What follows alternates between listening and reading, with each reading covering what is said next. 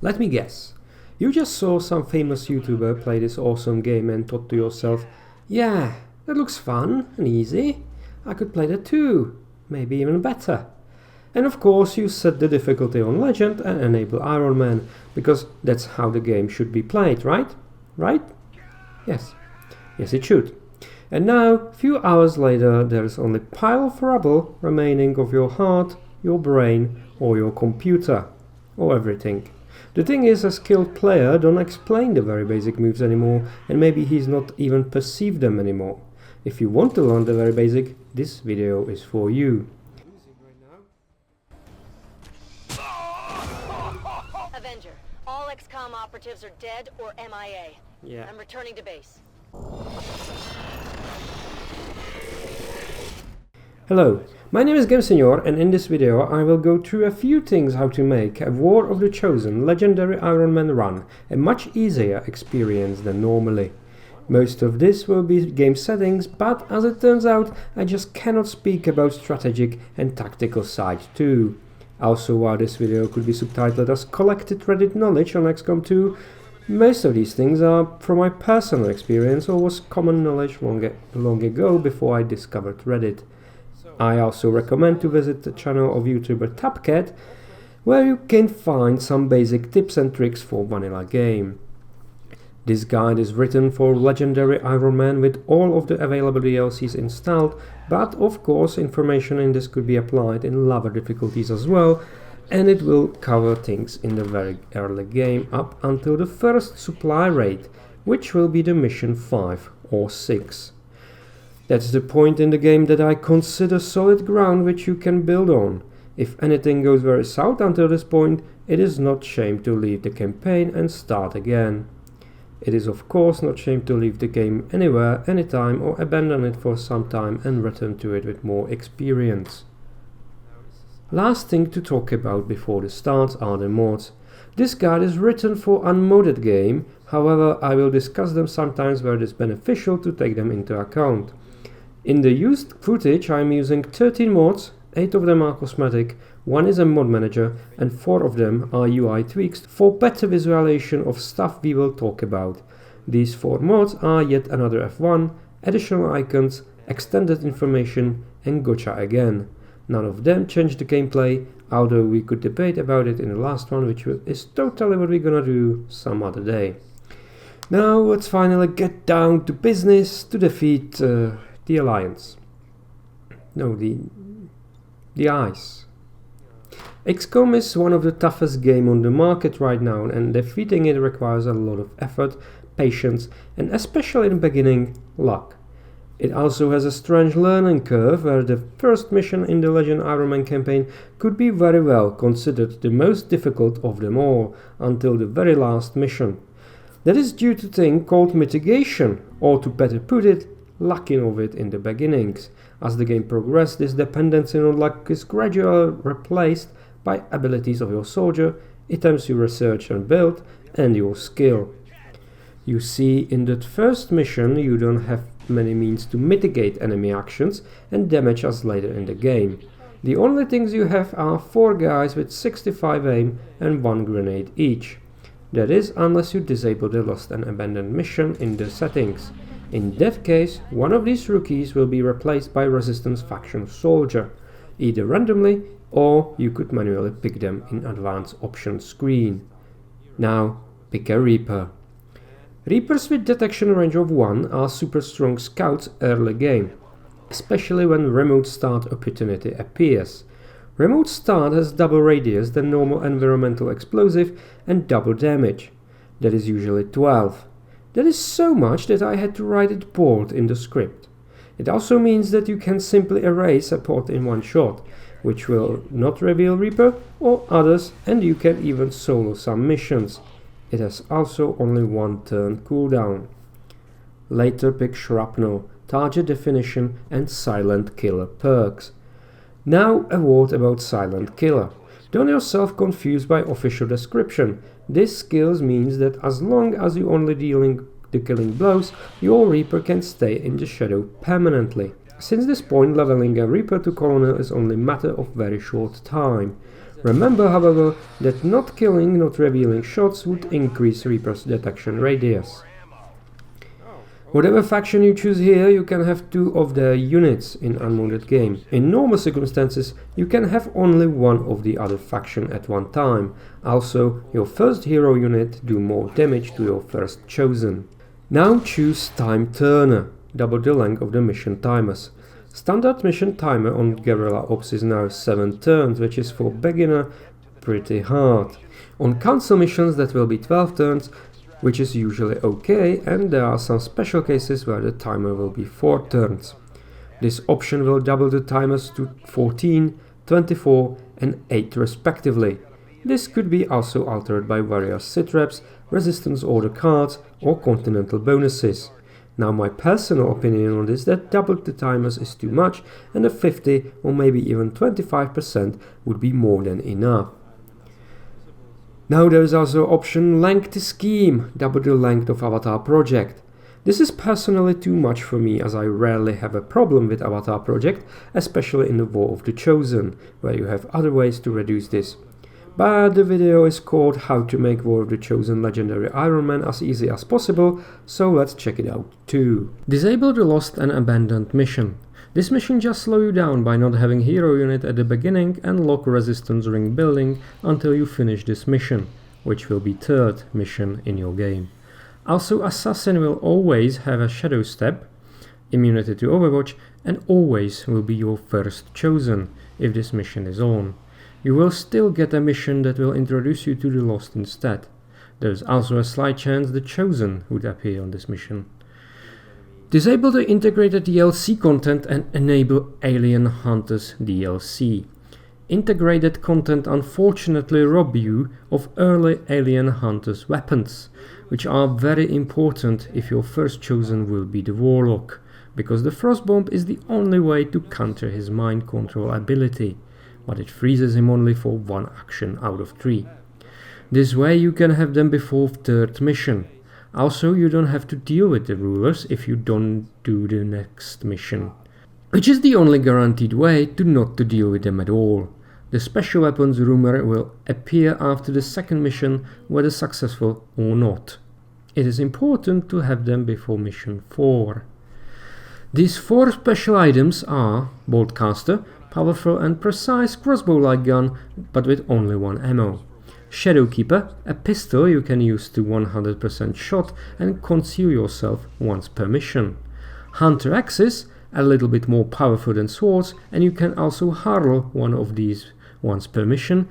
And my personal most favorite item from the entire game, Frostbomb, which is able to freeze enemies on their spot for 1 turn. While they all have their uses, the Frostbomb stands out for several reasons. First and foremost, it doesn't require any upgrading, unlike the rest of the arsenal, which you can upgrade only after you finish the next mission, something you might not want to do on your first Legendary Ironman run. Second reason is the intended use of this grenade, because ability to freeze anything means basically I don't have to worry about it this turn. That might not be true about the endgame enemies, but we are not there yet.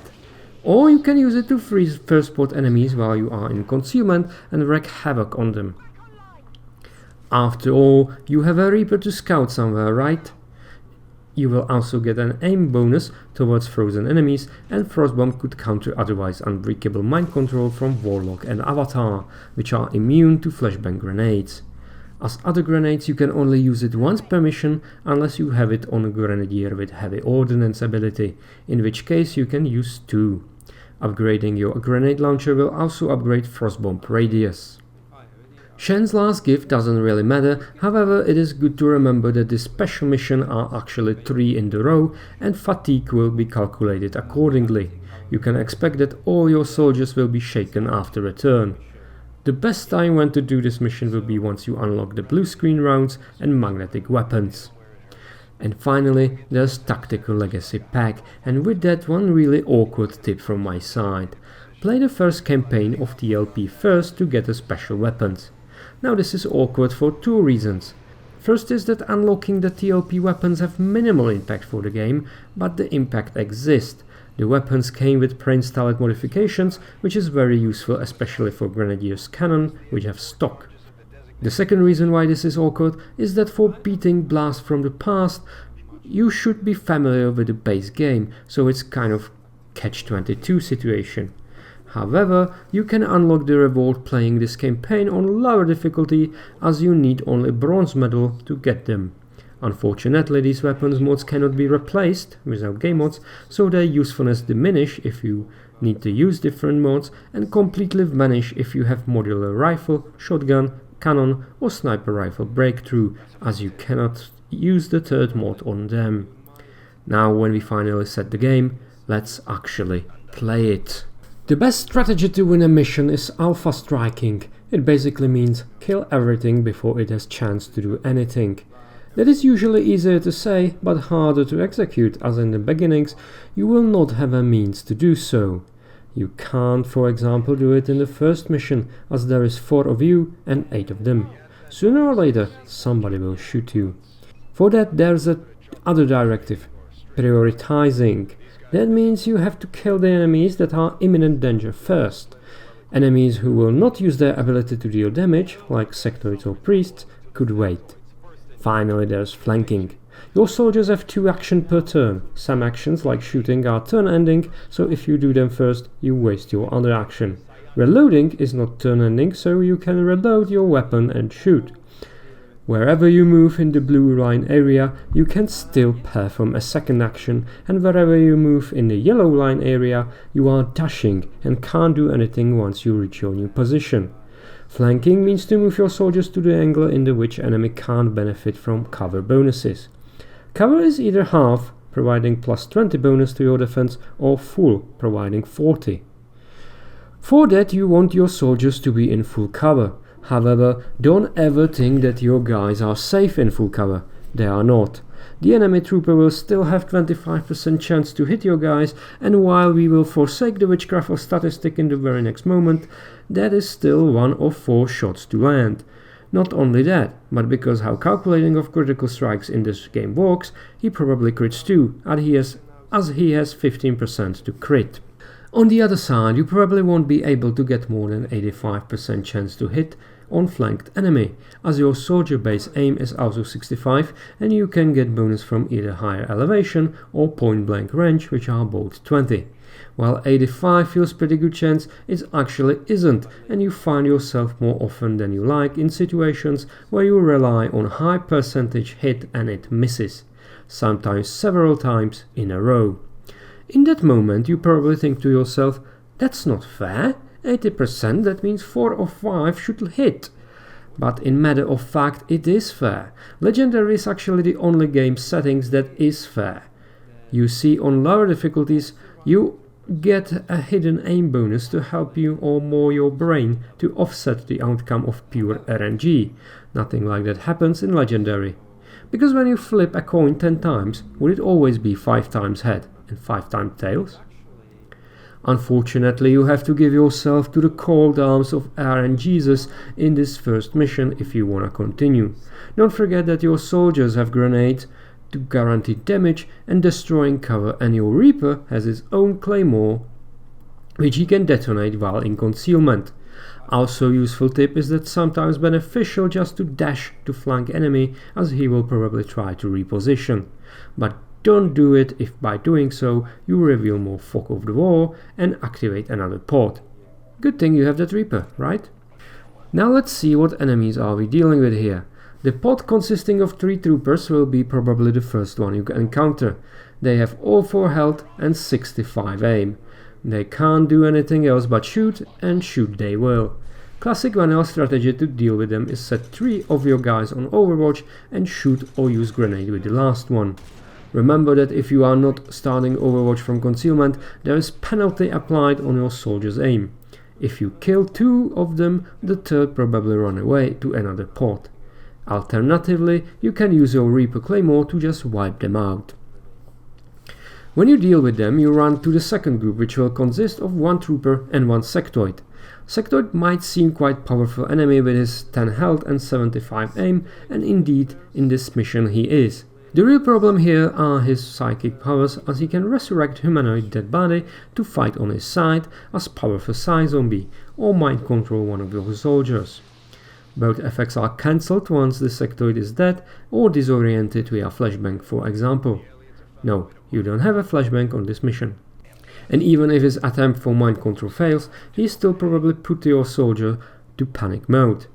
Remember that both of his Psy abilities have more than 3 turns cooldown.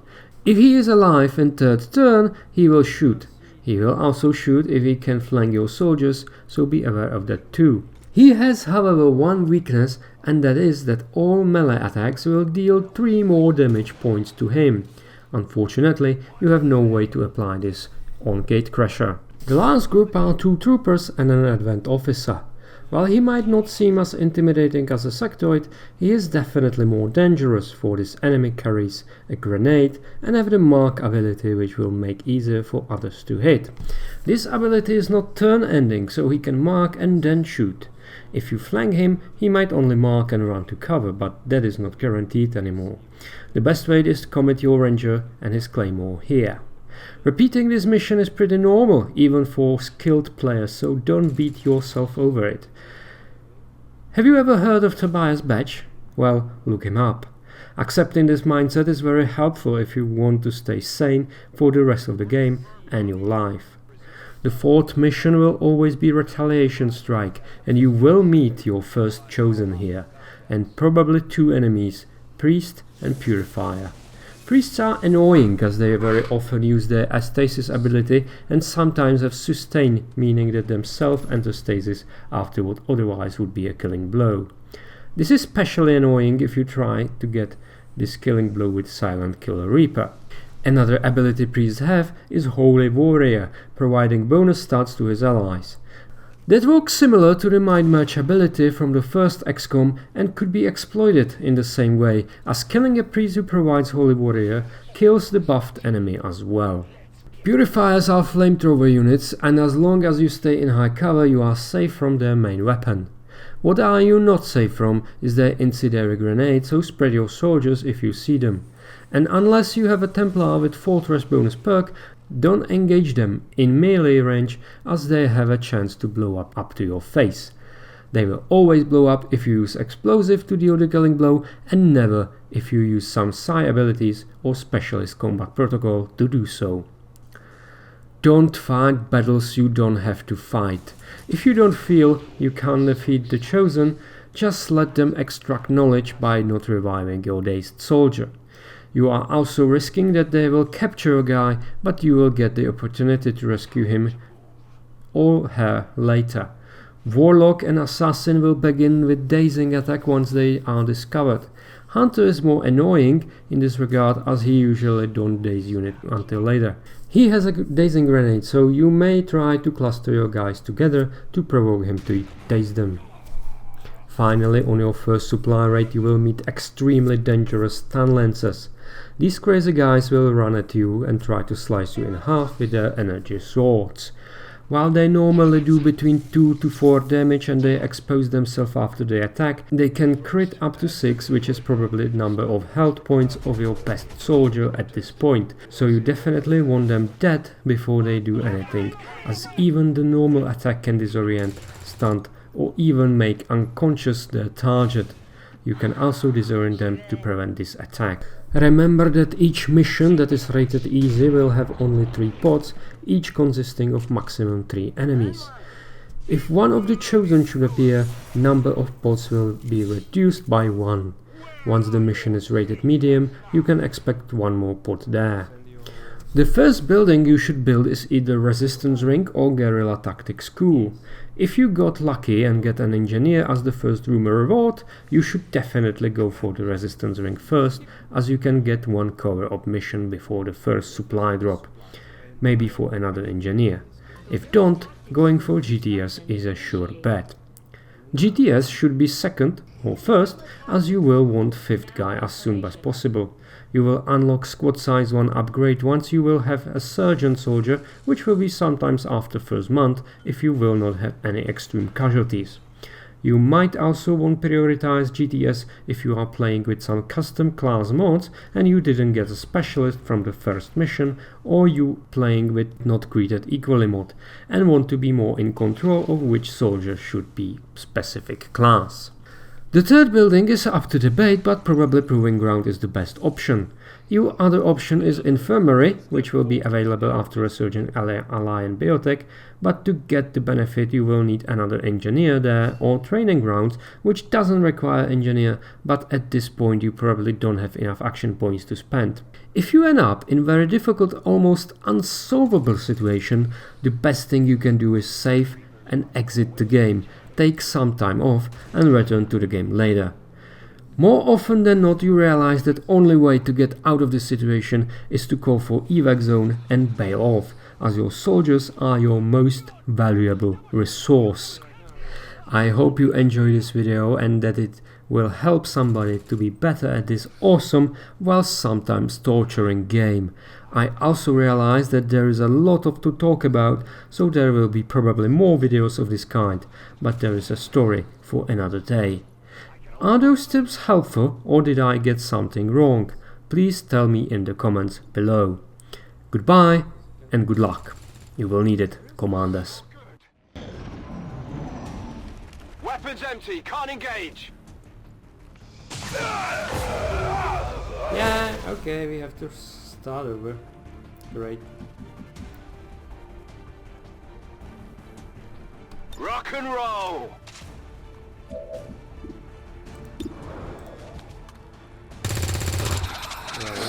Of course we will do that. Ya podemos seguir.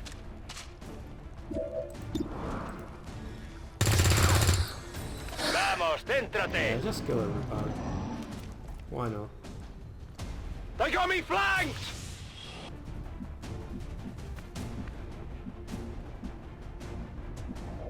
Heading out.